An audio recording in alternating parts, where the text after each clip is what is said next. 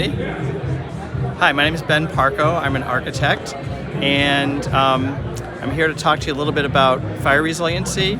I actually come out of commercial construction, where buildings are designed to last a very long time, even under intense circumstances like a fire. And so what I'm trying to do here is to help bring some of that intelligence from the commercial world to residential.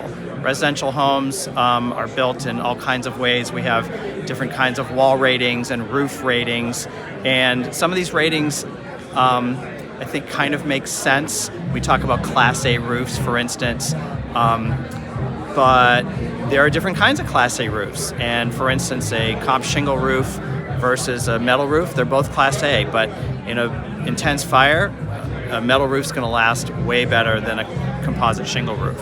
And so there are a myriad of issues having to do with roof venting and crawl space venting and cladding materials and hidden sort of chimney type spaces inside of homes.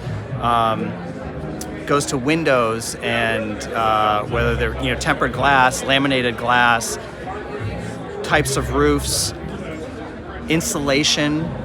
One thing I'm advising for everyone is if you're rebuilding, have your architect put a decent amount of insulation on the outside of your wall. We use a product called Rockwool.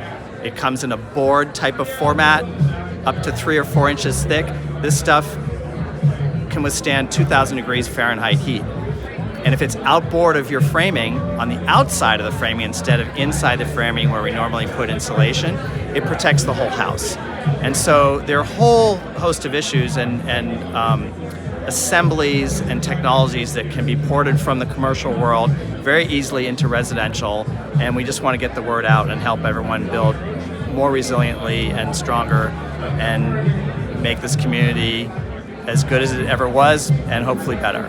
So one question for the community is, when you have to build in this manner, this resilient manner, what would be a reasonable expectation in terms of added cost or savings? Well, so for instance, most people currently will build it could be a wash, right? And the trick is, when you're building a home, it's this kaleidoscope of budget considerations. And what I call it is well-orchestrated compromises, right? You need to balance someone's budget, and you need to get as many of the things that you want as possible. And resilient construction, for sure, is one of those important items, as well as lifestyle items and all the other things that you want. And it's a matter of balancing these things properly. And so one, for instance, I'll give is that the code normally, because what we need for thermal insulation in a home, they'll say use a 2x6 stud wall in order to insulate your home. Well, the problem is that insulation is inside the wall. The framing of the wall is susceptible to heat and flames outside the wall. Well, in many instances, we can build a 2x4 construction, which we kind of think of as older construction, but the wall thickness is really less about structure and it's more about insulation. We can put that insulation outboard the wall, so we're paying a little more for insulation, but we're paying less for the framing because it's 2x4s instead of 2x6s. There's a whole host of these kinds of issues where we can trade money here, put it over there, and have almost a wash from a budget standpoint, but a better performing home.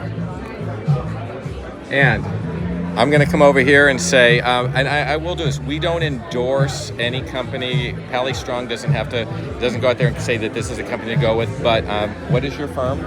Parco Studio. Parco Studio. P-A-R-C-O. P-A-R-C-O. So on behalf of the Palisades community and Pally Strong, stay Pally Strong. Stay Pally Strong. You got it.